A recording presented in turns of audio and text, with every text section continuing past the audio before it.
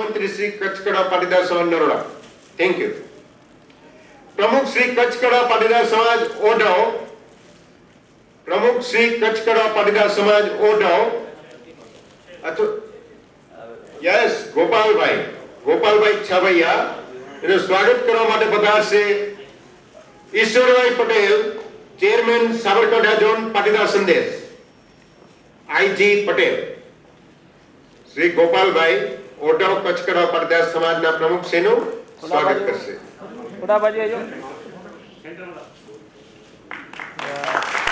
प्रमुख श्री कच्छ कड़ा पाटीदार समाज सिंगरवा श्री जोन पाटीदार संदेश।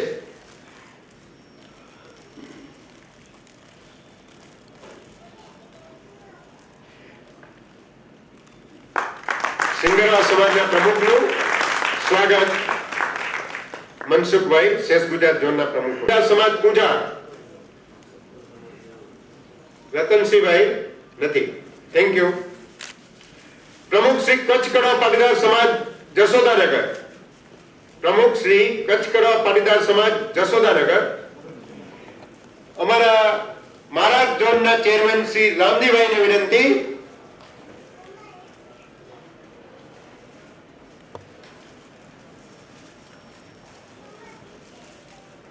प्रमुख श्री जसोदानगर महाराज जोना चेरमेन श्री रामजी भाई तेનું સ્વાગત કરી રહ્યા છે। प्रमुख श्री कच्छ कड़ा पाटीदार समाज पश्चिम समाज अमदावाद 16 समाजना प्रमुख श्री यस वेलकम बाहुभाई माकाणी, रतनसिंह भाई लिंबाणी चेरमेन सौराष्ट्र जोन पाटीदार संदेश। सरखेज सरकार श्री बाहुभाई नु स्वागत श्री रतनसिंह भाई ना हस्ते। श्री तुलसीदास डोरू प्रमुख श्री कच्छ कड़ा पाटीदार समाज साणंद श्री तुलसी भाई। श्री देवचंद भाई जोड़ना पाटीदार संदेशना चेरमेन श्री देवचंद भाई।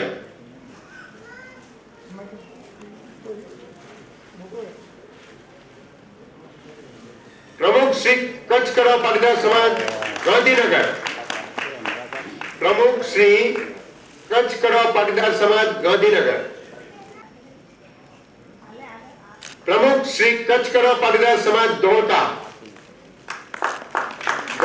समाजना प्रमुख श्री बसंतलाल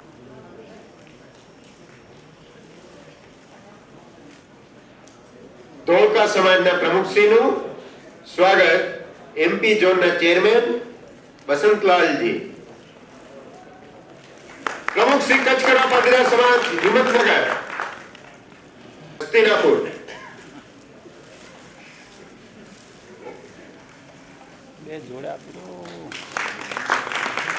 प्रमुख श्री कच्छ कड़ा पाटीदार सनातन समाज देगांव,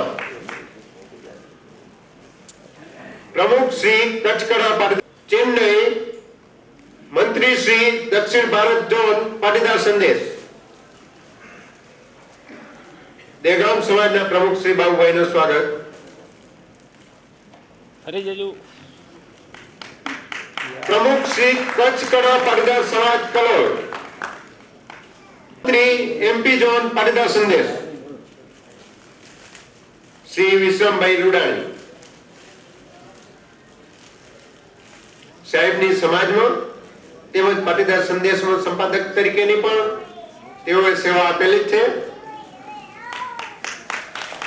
प्रमुख श्री कच्छ कड़ा पाटीदार समाज મહેસાણા, प्रमुख श्री कच्छ कड़ा पाटीदार समाज મહેસાણા, प्रमुख श्री कच्छ कड़ा पाटीदार विभागीय सनातन समाज मोडासा, प्रमुख श्री कच्छ कड़ा पाटीदार विभागीय सनातन समाज मोडासा। અને સૌ સ્વાગતનું આપણે એક વખત તાળીઓના જયઘોષ સાથે એક સાથે અભિવાદન કરીએ। ધન્યવાદ ધન્યવાદ।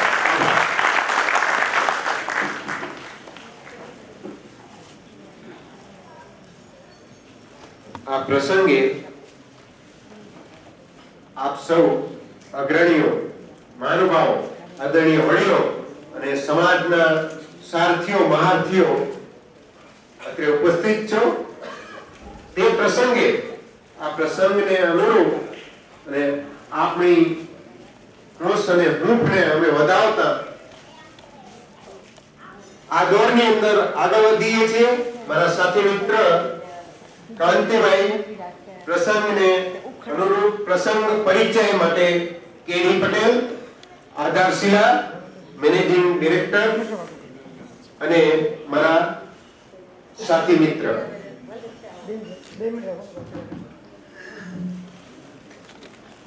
નમસ્કાર. ઉપર બિરાજમાન અખિલ ભારતીય કચકોડા પટેલ પ્લીઝ સાયલન્ટ સમાજના પ્રમુખ શ્રી મુરબ્બીસિંહ ગંગારામભાઈ, મહિલા મંડળના પ્રમુખ શ્રીમતી સમીરબેન સાંકલા, યુવા સંઘના પ્રમુખ શ્રી માવજીભાઈ દિવાણી, સંસ્કાર કેન્દ્ર લક્ષ્મીનારાયણ સંસ્કાર કેન્દ્રના પ્રમુખ શ્રી મુરબ્બીસિંહ જેઠાબાપા, ઉમિયા માતાજી સંસ્થાનના પૂર્વ પ્રમુખ શ્રી રવિલાલભાઈ અને હાલના પ્રમુખ શ્રી હંસરાજભાઈ ધોળુ, પાટીદાર સંઘ સંસ્થાના સ્થાપક પ્રમુખ Shri doctor V H Patel સાહેબ, હાલના પ્રમુખ મુરબ્બી શ્રી ડાયાભાઈ, બહાર ગામથી પધારેલ અલગ અલગ સમાજના પ્રમુખશ્રીઓ, આગેવાનશ્રીઓ, પાટીદાર સંઘ સંસ્થાના સૌ પદાધિકારીઓ અને વાલા સૌ પાટીદાર સંદેશ પરિવારના સૌ પરિવારજનો, સૌનું હું આજના સફળમાં દિવસે મંગલમય પ્રસંગે આપનું સૌનું હાર્દિક સ્વાગત કરું છું. તારીખ 6 જુલાઈ 2014 નો દિવસ એ ઓલ ઇન્ડિયા કચ્છકોડા પાટીદાર યુથ સોસાયટીની તારીખનો એક સોનેરી દિવસ તરીકે લખાવા જઈ રહ્યો છે. સામાજિક મુખપત્રની દુનિયામાં આજે એક અનોખી ઘટના બનવા જઈ રહી છે અને એ ઘટનાથી અખિલ ભારતીય કચ્છકોડા પટેલ સમાજના મુકુટમાં એક વધુ પીછું ઉમેરાવા જઈ રહ્યું છે. ઘટના છે all India Kachchhkoda Patel youth society દ્વારા પ્રકાશિત થતું પાટીદાર સંદેશનો સળંગ 400માં અંકનું વિમોચન. 33 વર્ષ પહેલા 40 નવયુવાન મિત્રોએ એક 4 પાનાનું ચોપાની બહાર પાડીને એક નાનકડું કદમ ભર્યું હતું. એ આ 33 વર્ષની અવિરત મંજિલ બાદ સમગ્ર દુનિયામાં, સમગ્ર ભારતભરમાં વ્યાપ્ત થઈ ગયું છે અને એનો આજે 40મું પગરણ મંડાઈ રહ્યું છે, 400મું પગરણ મંડાઈ રહ્યું છે. ત્યારે આપણે એના પ્રત્યક્ષ સાક્ષી બની રહ્યા છીએ. એ આપણા સૌ માટે પણ એક સૌભાગ્યની વાત છે. ચાલો આ 33 વર્ષના ઇતિહાસના થોડાક પાના ઉથલાવી લઈએ. 1980 ની વાત છે. અમદાવાદમાં ભણતા બધા જ આપણા કચ્છકોડા પટેલના વિદ્યાર્થીઓ દ્વારા એક વિદ્યાર્થી મંડળ ચલાવવામાં આવે છે, જે 1980 માં પણ ચાલતું હતું, આજે પણ ચાલી રહ્યું છે. તો 1980 ના વિદ્યાર્થી મંડળની એક મીટિંગ હતી અને એમાં એક સોવિનિયર બહાર પડવાની ઘટના હતી. સોવિનિયરનું નામ હતું કિરણ. અને જ્યારે એના સંપાદન માટે જ્યારે વિદ્યાર્થી મંડળ મીટિંગો થતી રહી ત્યારે તે વખતના જે તરવૈયા યુવાનો હતા, વિદ્યાર્થીઓ હતા, એમને લાગ્યું કે આપણે સમાજ માટે કંઈક કરવું જોઈએ અને એ વખતે સમાજની તાતી જરૂરિયાત હતી કોઈ એક માધ્યમ બનવાની, માધ્યમ બનાવવાની, માધ્યમ રજૂ કરવાની. કારણ શું હતું? 1970-80 ના દાયકામાં આપ બધાને ખ્યાલ હશે કે આપણે કચ્છમાંથી બહાર નીકળવાનું બહુ જ ઝડપથી પ્રયાણ ચાલતું હતું. ખેતીમાં વરસાદનો અભાવ અને એને કારણે જો પાછી પડતી જતી ખેતી, એટલે આપણે સૌ કાં બહાર સાબરકાંઠામાં આવીને ખેતી કરવા શરૂઆત કરી દીધી હતી, અથવા ક્યાંક પૂરા ભારતભરમાં, એ ઉત્તર ભારત હોય, દક્ષિણ ભારત હોય, પૂર્વ ભારત હોય કે ગુજરાત હોય, બધે જ આપણે લોકો લાકડાના વ્યવસાયમાં ધીરે ધીરે સેટલ થઈ રહ્યા હતા. જ્યાં જેમ જેમ સંજોગો કામ કરતા ગયા ત્યાં એકલ દોકલ ક્યાંક સમય સાથે આપતો ગયો તો કુટુંબ પરિવાર સાથે આપણે સૌ અને એના સંપર્કને કારણે વધારેમાં વધારે આપણે કચ્છી પટેલ લોક પૂરા ભારતભરમાં ફેલાતા જતા રહ્યા હતા. અને જ્યાં જ્યાં નાના નાના ગામડાઓમાં, કઈ શહેરોમાં અને ક્યાંક ક્યાંક 5, 10, 15 ગામ ભેગા થઈને એક વિસ્તારમાં આપણે નાની મોટી સમાજો બનાવીને આપણું સામાજિક જીવનની શરૂઆત કરી રહ્યા હતા અથવા ચલાવી રહ્યા હતા. એ સાંપ્રત સમસ્યા, એ સાંપ્રત સમયમાં એક તાતી જરૂરિયાત હતી આ બધાનો સંપર્ક હેતુની. કારણ કે પહેલા આપણે જ્યારે નાનકડા કચ્છ વિસ્તારમાં રહેતા હતા ત્યારે કોઈ માધ્યમ નહોતું તો કદાચ ચાલે એમ હતું, પણ જ્યારે આપણે પૂરા ભારતભરમાં ફેલાઈ ગયા હતા ત્યારે એક માધ્યમની જરૂરિયાત હતી કે આપણે બધા એક સંપર્ક સૂત્રથી જોડાતા રહીએ. એવું નહોતું કે પ્રયત્નો નહોતા થયા, આવા 2-3 સારા પ્રયત્નો થયા હતા માધ્યમ બનવાના, પણ તંબાગે એમાં બહુ સફળતા નહોતી મળી. અને જાગૃતિ માસિક પણ ધીરે ધીરે એની અસ્તા તરફ આવી રહ્યું હતું. એવા સંજોગોમાં આ યુવાનોને એમ થયું કે આપણે કંઈક કરવું જોઈએ, અને એના માટે અમે સક્રિય પ્રયત્નો ચાલુ કર્યા. એમને મક્કમ નિર્ધાર કર્યો કે આપણે એવું માધ્યમની શરૂઆત કરીએ. પરંતુ એ વખતે પરિસ્થિતિ પણ વિપરીત હતી. દર વખત બને છે, બનતું આવ્યું છે એમ વડીલો તરફથી બહુ પોઝિટિવ એમને સહકાર ન મળ્યો. પરંતુ એ વખતે ડોક્ટર વી.એચ. પટેલ જેવું શાલીન અને એકદમ નિષ્પૃહ વ્યક્તિત્વ હતું, એના હાથ નીચે 40 યુવાન મિત્રો ભેગા થયા, અને એમાં બે જે સરકારી નોકરી કરતા 2 યુવાન હતા, 31 વર્ષની ઉંમરના કરમશીભાઈ અને શાંતિભાઈ, એમને આ તંત્રી પદ આપીને 10 એપ્રિલ 1981 ના રોજ 4 પાનાના ચોપાનિયાના સ્વરૂપે પાટીદાર સંદેશની આ મંદિરની શરૂઆત થઈ. સામાન્ય રીતે કોઈપણ મુખપત્ર કે સામયિક માટે સૌથી મહત્વના 2 પાસા હોય છે. એક છે એનો વાંચક વર્ગ અને બીજું છે એની આર્થિક સદ્ધરતા. આ જો 2 વસ્તુ હોય તો જ મુખપત્ર ચાલે, સામયિક ચાલે. સંસ્થાના સભ્યો 40 સભ્યો, એના પછી હવે એ યાત્રામાં બીજા જોડાતા ગયા, અને આ સભ્યોના સક્રિય પ્રયત્નો, આપણા સમાજજનો તરફથી ખૂબ જ મળેલો સારો સહકાર, અને એ વખતના ઉદ્યોગપતિઓએ આર્થિક લાભ અલાભ જોયા વગર આપેલી જાહેરાતના માધ્યમથી આર્થિક સહકાર, અને આને કારણે પાટીદાર સંદેશની ઇમારત દિન પ્રતિદિન મજબૂત બનતી ગઈ, અને નવયુવાન ટીમમાં ઉત્સાહમાં ઉત્તરોત્તર વધારો થતો લાગ્યો, અને મિશન તેજ ગતિએ આગળ વધવા લાગ્યું. ઘણા તેજોદર્શી સામાજિક આગેવાનોને આ ન ગમ્યું. એમને આ નંબર મુખ્ય જે યુવાનો હતા એનું મોરલ તોડવા ઘણા બધા પ્રયત્નો કર્યા. કોઈકે એમ કીધું કે કોઈ અલગ સ્વાયત્ત સંસ્થાને આ મુખપત્ર પ્રસિદ્ધ કરવાનો અધિકાર ન આપવો જોઈએ. કોઈ એમ કીધું નવું કરવાની કાંઈ જરૂર નથી, જે જાગૃતિ મેગઝીન ચાલે છે એનો જ આગળ વધારવાની જરૂર છે, કોઈ નવું મેગઝીન કરવાની જરૂર નથી. પરંતુ ડોક્ટર વી.એચ. પટેલના આગેવાનીમાં જે 40 મજબૂત યુવાનો હતા, એમને આ લોકો ડગાવી ન શક્યા. એમના મક્કમ અને દૃઢ નિર્ધારને એ લોકો હલાવી ન શક્યા, અને એમને તો વિચલિત થયા વગર એમને આગળ ધપવાનું ચાલુ જ રાખ્યું.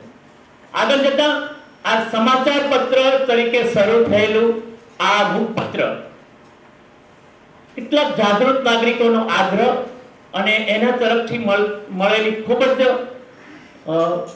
સાથ સહકારને કારણે તંત્રીઓનો પણ ઉત્સાહમાં વધારો થતો ગયો, એની મજબૂતાઈમાં વધારો થતો ગયો, અને આ સમાચાર પત્ર ધીરે ધીરે વૈચારિક ક્રાંતિનું એક માધ્યમ બનતું ગયું.